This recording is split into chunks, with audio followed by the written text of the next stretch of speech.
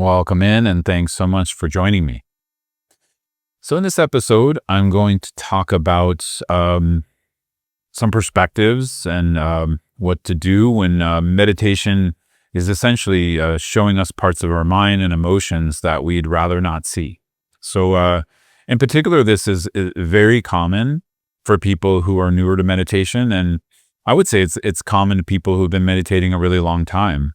And I've definitely had my fair share of this. I guess I continue I continue to see things don't necessarily like in my mind, but I guess over the years, as you know, with what I'm going to share today, there's ways to transform our intention for meditation. There's ways to transform how we're looking at those aspects of ourselves where it becomes a process of discovery. It becomes part of the process of how we transform and grow, rather than sort of this bummer of just seeing all of these negative things in our minds and emotions, etc. So one concrete example here is, in particular for new meditators, as I said, is when we start to meditate, it can feel like we have a lot of thoughts, and we might even build up the belief or the idea that we're having more thoughts, or that somehow meditation is just not workable for us. So we're not able to do it because we're just having too many thoughts. Now, this is very similar to, I guess we could say, some murky water, and we have no idea we don't know what's in that murky water if we're looking from the surface. But if we put a camera down there and we start to look, we're going to start to see, pieces of wood, maybe some fish, right? Maybe we're going to see fishing poles or fishing rods or toys or kind of things that were lost there. And maybe we'll see an alligator. You never know. But my point is, often when we're not looking, we don't see the things that are within the murky water of our mind and our emotions. I mean, of course, we experience them, but we don't notice, or we're not conscious of the depth of them. And when we meditate, that's really what it is. We're pointing a camera down into the murky water of our minds. And I say murky for a reason, because until we start looking, it remains murky. And then, of course, one of the benefits of meditation is the more we look with that camera, actually it becomes less and less murky. And we, derive the benefits from that. But either way, it's very normal to notice and or think that we're having more thoughts. And the fact is, we're just turning the camera to look. We're turning the mirror around to look and see that that's how the mind actually is for us in that particular moment, right? Now, the good news is that's not what the nature of mind is. That's just sort of what the habitual mind is doing.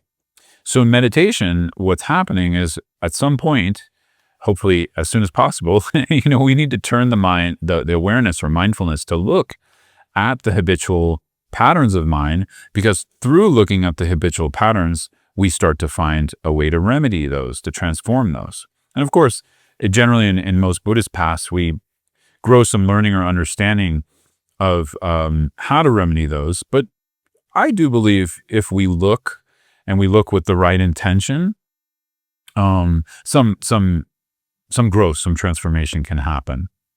So that's one aspect. We're just seeing more thoughts, and of course, within those thoughts, we're gonna see thoughts we like. We're gonna see thoughts we don't like. But as we go deeper, we also go into emotional content, and of course, this is when we start to see difficult material related to habitual patterns, for some even trauma patterns, emotions we like, emotions we don't like, all of it, right? But in the same way, it's very similar to thought patterns, just emotions are a combination of thought and sensation. But they are often more intense because there's the physical, energetic sensations connected to them. But either way, the main point of this episode is to point out this is not bad. Like, this doesn't mean we're bad. This doesn't mean we're doing it wrong. Actually, I usually tell people at this point, this means we're doing it right. Like, this means we've pointed the camera or the lens or the mirror in the right direction. And we're just seeing what the relative reality is for us in this given moment. But then the next piece of advice needs to come, which is that's not fundamentally who and what you are. These are the machinations. These are the, we could say like the movie being projected on the screen of our current experience based on our habit patterns, based on our thoughts, behaviors, karmic patterns, conditioning from life. All these become the content of what gets projected out onto the screen of how we appear to ourselves and how the world appears to us.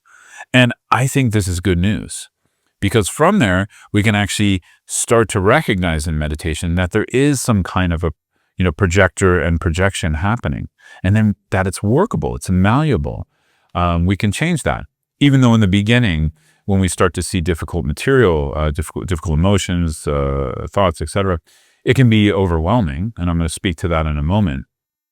But ultimately, I just want to point out there is a lot of usefulness here if we can take on a motivation or intention of compassion and warmth, and if we can realize that this will pass, meaning like if we continue to meditate and we continue to work with a practice, hopefully with a teacher and a path, that it's not all about just sort of sitting in the bad, right, in the muck.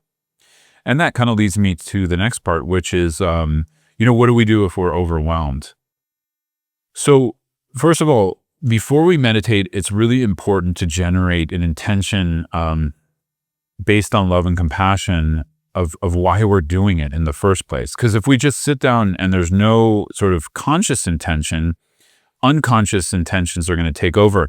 And usually those have to do with, I'm not saying for everyone, but for a lot of beginners and intermediate practitioners, that has to do with, I don't want these thoughts and emotions anymore. I want peace.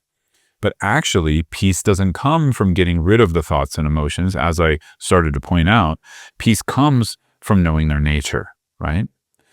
And so that's where love and compassion come in, because love isn't about, I love myself, therefore I shouldn't have any bad experiences.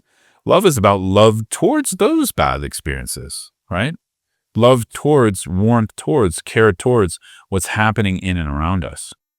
Especially compassion is also this sense of open-heartedness, of a willingness to be with things that are uncomfortable, right? And then, of course, embedded in compassion is an aspiration or wish to be free from them. Being free doesn't mean they have to go away in this case. As I said, being free initially is creating some space between us and the reaction, or us and the thought. But that space is just the beginning of then being able to see into the nature of the thought, into the nature of the emotion. And by nature, generally we're referring to three things here. Impermanence, that it's changing all the time. The emotions, the thoughts are constantly changing. Therefore, they're not a permanent, unchangeable thing, which is good news. Second, that they have this quality of dukkha. Now, dukkha can refer to a lot of different things, but in this case, I would refer to it as like a type of confusion or misperception. And then that further elaborates into the third part of clear seeing, and the third part of what we're trying to see into, which is the non-dual nature of these things, that they aren't necessarily, put onto us by an external entity or force or situation. They're heavily dependent on how we're viewing them, our own beliefs and habit patterns and ideas about the emotion or thought or what it's related to. And this isn't then to like blame the meditator, right? This is to give us the agency to actually transform it. Because, here, this is kind of an interesting thing to think about, at least in my perspective. If there's a force imposing, let's say, an experience on us that's causing us to feel dissatisfaction or stress or pain, right? If there's an outside force putting that, and we have no agency within our own experience, it's purely because it's exactly that outside force. Let's just say like it's a really hot day, right? Let's take something kind of simple and not so triggering. It's just a really awful, muggy, hot day, right? And we're feeling the repercussions of that in our body, and we can blame the heat. but oh, it's global warming thing. It's horrible, blah, blah, blah. Blame all that, right? But we have an internal experience of how the mind is interpreting that. Of course, our physical body is experiencing it. We can't change that necessarily in the moment, but we can change our reactivity. We can change how we're looking at it via, are we going to complain and get upset about it? Are we going to let it run our day and make us unhappy? Are we going to work with our thoughts and emotions, right? Are we going to be able to use meditation skillfully to look at our thoughts and emotions, to create space, to have compassion for our own experience, so that, of course, that doesn't change the heat, but it stops externalizing the problem and it brings back the agency to us, right? And I think we can see that in any situation where we can see, I'm not saying it's easy to transform our mind, but we can see we can do it. And so this is good news because it shows us ultimately we have the power, right? We have the agency.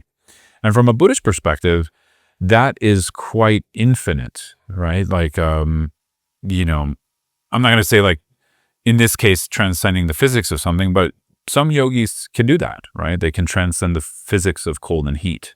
But anyways, I'm not there yet. I'm assuming you're not there yet, but we can work with our emotional reaction, right? Which is really important.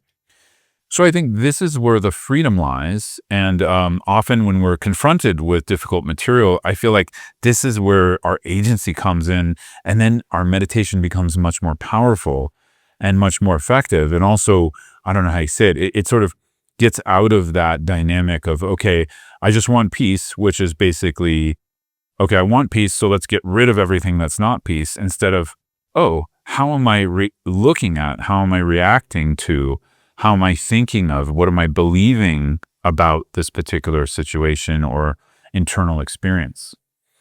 So when we develop an intention at the beginning of meditation of love or compassion, it's also bringing in this wisdom aspect, this aspect of, okay, I wish to see how things are. I want to explore my mind. I want to see how mind and emotion and body is functioning so I can get to know it a little bit more clearly. And back to my analogy in the beginning, that's the water becoming less murky, right? And it's not that the wood disappears or the alligator or whatever. It's that the water becomes less murky and things become more clear. And we start to develop more space, compassion, and freedom internally, that then it does start to change our relationship to that piece of wood and the water, the alligator, the, what did I say, the fishing pole, whatever got lost in the water, right? Natural things, unnatural things. We start to change our relationship into a compassionate approach, into a compassionate, spacious awareness, right?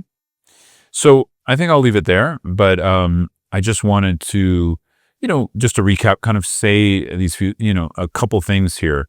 That is not a bad thing when difficult things come up. It's just a fact. We're looking at it, so we're going to see more of it. But we also need to have a way to deal with not getting overwhelmed by it. And third, deepening our intention of why we're meditating. Because if we're finding ourselves rejecting material content, thoughts, emotions in our meditation, that means there's a little bit of an upgrade that may be needed within our intention for why we're meditating in the first place. Yeah? With that said, practices like the handshake practice coming from my teacher, Soknir Rinpoche, I share that quite a lot in various guided meditations here on my YouTube channel and audio podcast. You can check that out. You can go directly to his course, Fully Being. Also on my website, there's plenty of content, guided meditations, stuff like that. That also can be really helpful when we're working with overwhelm, because it comes back to how do we connect with the feeling aspect of that, the somatic aspect, right? Because often we don't know how to do that. Then we're just stuck with the thoughts and sort of, pushing and pulling, which doesn't really work so well. So anyways, I hope this is helpful in this department, and wishing you all the best in your practice. And as always, feel free to leave me some feedback on YouTube as a comment, or you can reach out at my website at scotttusa.com. Thanks so much.